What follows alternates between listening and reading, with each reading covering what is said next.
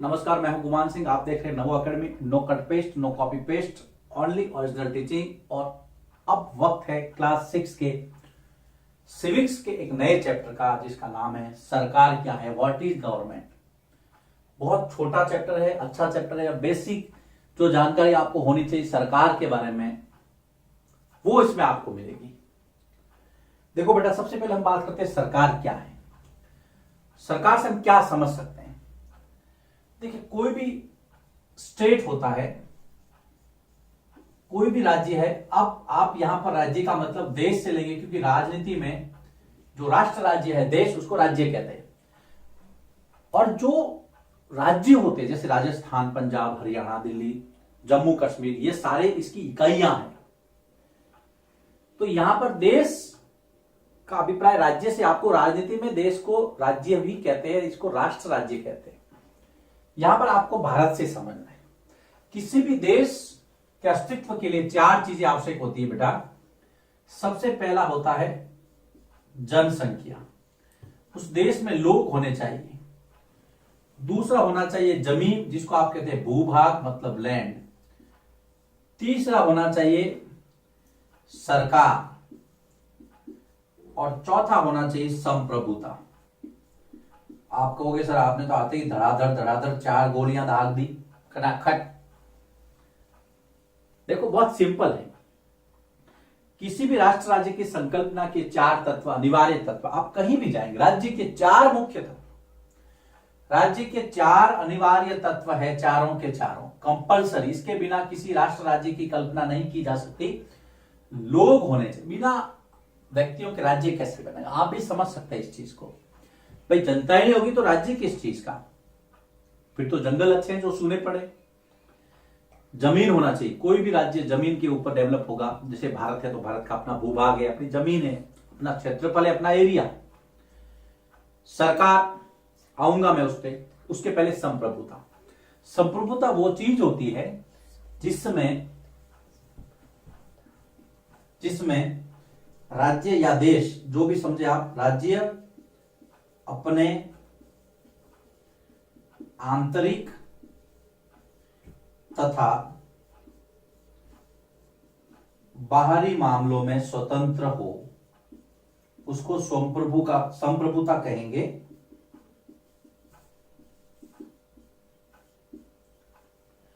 अब देखो, क्या भारत के पास ये है भूभाग है, सरकार भी है, भारत सरकार हम उसको कहते हैं, संप्रभुता भी है।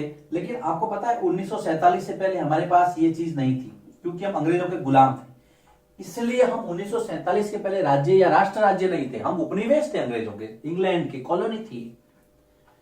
अब हमें यहां पे चलना है, हमें पकड़ना है इस चीज को। सरकार क्या है, पहले इसकी परिभाषा, डेफिनेशन। देखिए, मैं ग्राउंड से आपको चीज बता रहा हूं, एबीसीडी से शुरू कर रहा हूं मैं, कहीं कोई जल्दबाजी नहीं है। सरकार क्या है, सिंपल से शब्दों में, राज्य का काम या कार्य जिस संस्था या एजेंसी के द्वारा किया जाता है उसे सरकार कहते हैं। सिंपल से शब्दों में, राज्य का काम जो भी शीर्ष संस्था करेगी, एजेंसी करेगी, उसको हम सरकार कहते हैं। सरकार राज्य का एक अनिवार्य तत्व है और राज्य के 4 तत्व है। अब देखो, जैसे भारत और अमेरिका के बीच में समझौता हुआ, तो भारत तो उड़ के तो नहीं गया, या अमेरिका भी कहीं उड़ के नहीं आया, वहां की सरकारों ने आपस में समझौता किया। तो सरकार राज्य का काम करती है, ऐसी संस्था को हम क्या कहेंगे, सरकार कहेंगे। ये तो हो गया मोटी मोटी इसकी परिभाषा। अब मैं यहां पर कुछ काम लिखता हूं, आप सिंपल से इसको समझना। मैं सिलेबस के अकॉर्डिंग चल रहा हूं, मैं कुछ काम लिखता हूं। जैसे सबसे पहला, सड़क, पानी, बिजली की व्यवस्था। बिजली की व्यवस्था, सबसे पहला काम ये है। फिर मैं थोड़ा सा गैप रखता हूं इसके अंदर। शांति व्यवस्था बनाए रखना, शांति व्यवस्था बनाए रखना जो कि पुलिस का काम होता है, पुलिस करती है। ओके। तीसरा, रेल सेवा या देशों के साथ, देशों में आपके पड़ोसी लिख दो आप, पड़ोसी देशों के साथ मैत्री रखना या समझौता करना या जो भी है आप उनसे बातचीत करते हैं। अब मैंने यहां पर 3 अलग अलग तरह के काम लिखे। भारत के प्रधानमंत्री नरेंद्र भाई मोदी। ओके। अब देखिए, अगर मान लो आपके नल में पानी नहीं आ रहा है, गांव में, आप गांव में, जैसे मान लो मैं दांतीवाड़ा गांव में रहता हूं, दांतीवाड़ा गांव में पानी नहीं आ रहा है, तो मैं क्या फोन करूंगा? सिर्फ नरेंद्र भाई को फोन नहीं करूंगा कि मोदी जी हमारे घर में पानी नहीं आ रहा है। ये तो हो नहीं सकता ना। आपको सीधा पंचायत में फोन करना पड़ेगा या पंचायत को बताना पड़ेगा, ग्राम पंचायत को, जो हमने पढ़ा है पंचायत वाले चैप्टर में, कि भाई हमारे यहां पानी की समस्या है। तो देखिए बेटा, यहां पर सबसे पहली जो सरकार का स्तर है उसको हम कहते हैं स्थानीय स्तर। स्थानीय स्तर में पंचायत और नगर पालिका जैसे निकाय आते हैं। आपके यहां भी नगर पालिका होगी शहर में, वो है सरकार का सबसे पहला स्तर, स्थानीय स्तर। दूसरा, हर राज्य के अंदर पुलिस होती है, हर राज्य का अपना कानून व्यवस्था होती है, इसलिए जो दूसरा स्तर है उसको हम कहते हैं राज्य स्तर या राज्य सरकार या राज्य स्तर, राज्य सरकार या राज्य स्तर की सरकार। तीसरा है, भारत में रेल सेवा एक ही है जो कि केंद्र सरकार दिल्ली से संचालित होती है ना, भारत सरकार। मान लीजिए आपको अमेरिका के साथ समझौता करना है, तो जो केंद्र सरकार है वो समझौता करेगी। उसमें ऐसा नहीं कि आप राजस्थान की सरकार को कह दो, मुख्यमंत्री अशोक गहलोत को कि आप जाके अमेरिका से समझौता करके आओ, नहीं है, क्योंकि संविधान ने उनको पावर नहीं दिया, वो केंद्र सरकार का जिम्मा। इसलिए तीसरे प्रकार की जो भारत में सरकार, तीसरा स्तर है सरकार का, उसको हम कहते हैं केंद्र सरकार। तो यहां पर सरकार के 3 स्तर हो गए। सरकार 3 स्तरों पे काम करे। कौन कौन से? याद रखिए, सरकार के स्तर, सरकार के स्तर 3 हो गए। सबसे पहला स्थानीय स्तर, जो कि जैसे ग्राम पंचायत वगैरह है, नगर पालिका है, जिला पंचायत है, पंचायत समिति है।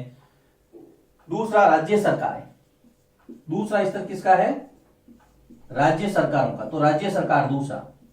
और तीसरा केंद्र सरकार। केंद्र सरकार एक ही है जिसको हम भारत सरकार कहते हैं।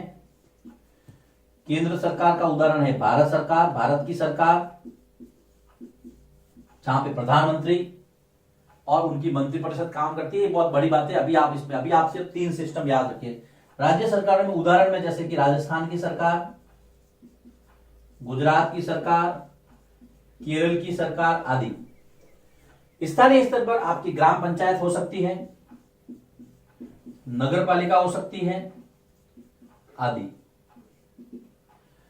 इंपॉर्टेंट बात ये बेटा, प्रश्न कहां से निकलता है? सबसे पहला देखो, सरकार क्या है, ये परिभाषा। अलग अलग तरह के मैंने काम बताए, तो देखो पहले से निकला स्थानीय स्तर, दूसरा निकला राज्य सरकार और तीसरा निकला केंद्र सरकार। और इसको हमने यहां पे लिख दिया। सीधा सीधा प्रश्न आता है, सरकार के कितने स्तर हैं? सरकार के 3 स्तर हैं, स्थानीय सरकार, राज्य सरकार और केंद्र सरकार। हाँ, अब हमें सरकार की जरूरत क्यों पड़ती है? हमें सरकार क्यों चाहिए, उस पे मैं आता हूं। पहले आप इसको लिख लीजिए। हमने इसमें सरकार का अर्थ समझा, पहले तो राज्य के तत्व समझे, फिर सरकार उसका एक तत्व है, उसका अर्थ समझा। भारत में सरकारों के कितने स्तर हैं? 3 स्तर हैं, वो समझा। अब हम देखेंगे हमें सरकार की आवश्यकता क्यों होती है, क्यों हमें सरकार चाहिए। बिना सरकार के काम नहीं चल सकता है क्या? चल सकता है, तो चलाइए देख, लिखो इसको, फिर मैं बताता हूं हमें सरकार क्यों चाहिए। सरकार का अर्थ जानने के बाद में अब हम यह समझते हैं कि हमें सरकार की आवश्यकता क्यों होती है। देखो बेटा, किसी भी शासन को चलाने के लिए नियम बहुत जरूरी है। जब तक नियम नहीं होंगे तब क्या होगा? जंगल राज की स्थिति पैदा हो जाएगी। जो आदमी शक्तिशाली होगा वो सारे संसाधनों पर अधिकार कर लेगा मान लीजिए कोई मिठाई की दुकान है, आपकी खुद की मिठाई की दुकान है। मिठाई की दुकान के नियम क्या है कि भाई जी आपको जितनी मिठाई चाहिए उतनी मिठाई ले लो और पैसे दे दो। अगर कोई शक्तिशाली आदमी वो कहता नहीं मैं तो सारी मिठाई खा जाऊंगा, पैसे दूंगा ही नहीं, तो क्या स्थिति होगी? आप पुलिस में जाएंगे ना। पुलिस किसका भाग है? सरकार का भाग है। तो सरकार की आवश्यकता क्यों है? मान लीजिए यातायात के नियम बनाए कि रोड के लेफ्ट साइड चलना है, हेलमेट पहनना है, और कोई बीचों बीच चलेगा कि मैं तो नहीं हटता, मेरा मेरा खुद का रोड है, तो उसमें जुर्माना लगता है कि नहीं लगता है? सीधी सी बात है। तो ये नियम है, ये सरकार ने बनाए, इसलिए सरकार की आवश्यकता इसलिए है क्योंकि शासन ढंग से चले। तो देश के लिए विभिन्न निर्णय लेने हो, लोकल लेवल पर लोगों की समस्याओं का समाधान करना हो, और भी बहुत सारे काम, इसलिए सरकार की, हम इसको लिखते हैं अभी ना क्रम से, देश को विभिन्न निर्णय लेने, देश को अलग अलग बहुत सारे निर्णय लेने पड़ते हैं अलग अलग समय पर। देश को विभिन्न निर्णय लेने, देश को अलग अलग निर्णय लेने पड़ते हैं समस्याओं के हिसाब से, और उसके साथ में काम करना पड़ता है। तो निर्णय लेने तथा काम करने के लिए, निर्णय लेने तथा काम करने के लिए, काम करने के लिए सरकार की जरूरत पड़ती है। सरकार क्या है कि वो संस्था जो देश के लिए, देश के सारे काम करती है, राज्य के सारे काम करती है, सबसे पहली बात हुई। दूसरा, लोगों के लिए नियम कौन बनाएगा? सरकार ही बनाएगी। लोगों के लिए नियम बनाने, लोगों के लिए नियम बनाने। अब नियम बनाना ही पर्याप्त नहीं होता है। जब हम छोटे थे तो हमारे घर में नियम चलता था भाई शाम को जैसे 7 बजे, 7 बजे के बाद में आपको घर आ जाना है। घर नहीं आते तो फिर डांट पड़ती, वो घर का एक नियम था। अगर कोई उसको भंग करता उसको डांट पड़ती थी। लेकिन आप देखिए इतने बड़े देश को चलाने के लिए नियम तो बनाने पड़ेंगे ना, उसके लिए सजा का प्रावधान भी रखना पड़ेगा। तो नियम बनाना, लागू करना, और अगर कोई उसको फॉलो नहीं करता है तो उसके लिए दंड का प्रावधान करना, ये समुदाय के लिए जरूरी है। तो ये भी सरकार का काम है। तो लोगों के लिए नियम बनाना, उनको लागू करवाना, नियम बनाने, नियमों को लागू करवाना भी सरकार का काम है।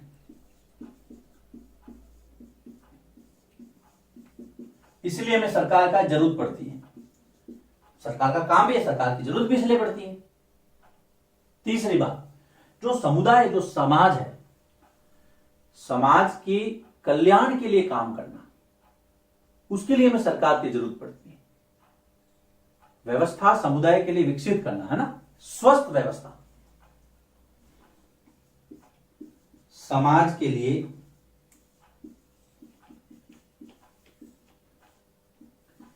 कल्याणकारी, जो लोगों के भले के लिए हो, समाज के लिए कल्याणकारी व्यवस्था विकसित करने हेतु सरकार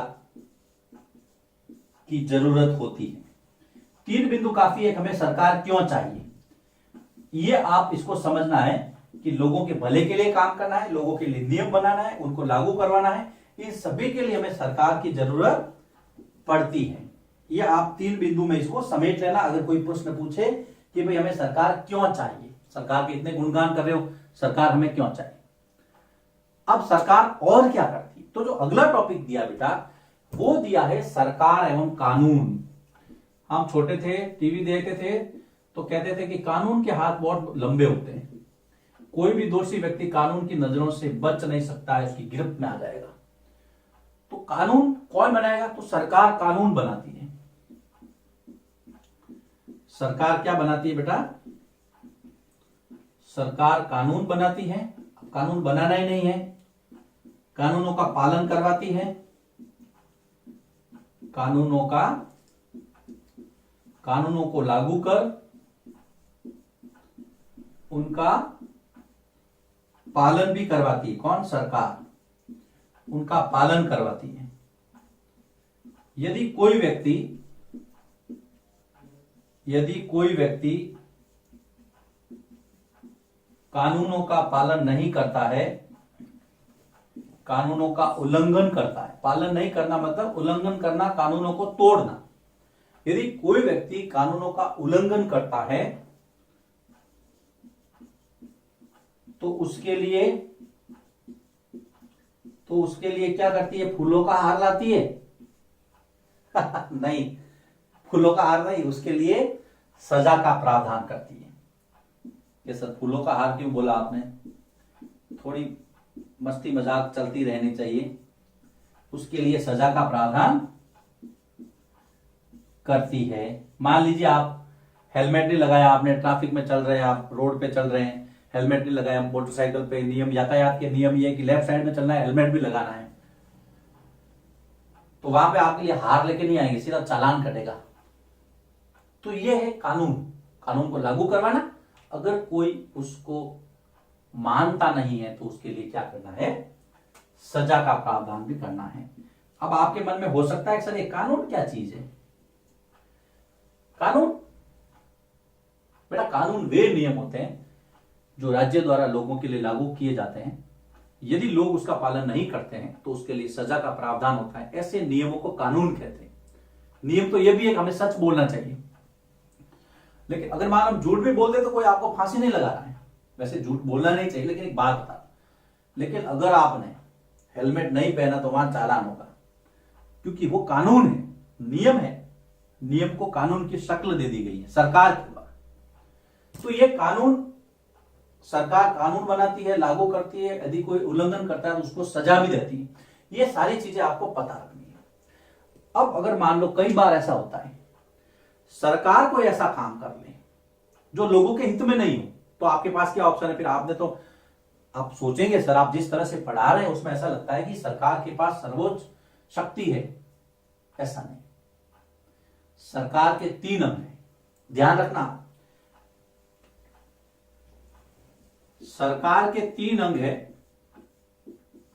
एक वो जो कानून बनाता है उसको हम कहते हैं विधायिका, इसका काम है कानून बनाना। इस पे ज्यादा मत सोचना कि सर और 3 बता दिया, ऐसा कुछ भी नहीं है। विधायिका क्या करेगी? कानून बनाएगी। अब आपके खाली सरकार दिया इसलिए आप सरकार पे फोकस कीजिए। दूसरा है कार्यपालिका, जो कि कानूनों को लागू करेगी। कार्यपालिका क्या करेगी? कानून लागू करना। लेकिन तीसरा जो है वो है बेटा न्यायपालिका। न्यायपालिका क्या करती है? विवादों का निपटारा करती है। अगर कोई व्यक्तियों में लड़ाई हो जाती है, आपने कोर्ट का नाम सुना होगा, न्यायालय का, वो क्या करती है?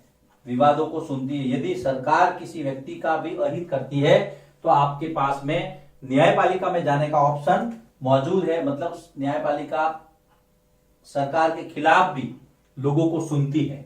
आप सरकार की आलोचना भी कर सकते हैं, क्योंकि सरकार के खिलाफ भी बोलने का आपका अधिकार है। मैं आगे बताऊंगा। अब मैं यहां पे बताना ये था, देखो अब मैंने क्या लिखा यहां पे, सरकार कानून बनाती है, विधायिका ने बनाया। कानूनों को लागू करती है तो कार्यपालिका ने किया। मैं यहां पे अलग अलग नहीं लिखा है, क्योंकि 6th क्लास का स्टैंडर्ड ऐसा ही है। आपको सिर्फ सरकार और कानूनों के अंदर आपको टॉपिक चलाना है, उसमें समझना है। अब अलग अलग जो ये है वो 8वीं का है, लेकिन अब आ गया न्यायपालिका बताना था मुझे। यदि कभी सरकार जो है लोगों का अहित भी करती है तो न्यायपालिका के पास जाने का लोगों को अधिकार है कि वो सरकार के किए गए कार्यों पर जो है उसकी जांच करे। सही नहीं है तो उनको आदेश दे कि भाई इस व्यक्ति को आप इतनी राहत दीजिए, क्योंकि आपके द्वारा किया गया ये काम सही नहीं है। सरकार द्वारा जब कार्य सही नहीं होता है तो व्यक्ति के पास कहां जाने का ऑप्शन है? न्यायपालिका। इसको आपको ध्यान में रखना है, ठीक है। अब इसके अंदर हमने क्या देखा? सरकार की आवश्यकता क्यों है, सरकार और कानूनों में क्या संबंध है, सरकार कानूनों के लिए क्या करती है, सरकार कानून बनाती है, उसको लागू करती है, उसका पालन करवाती है।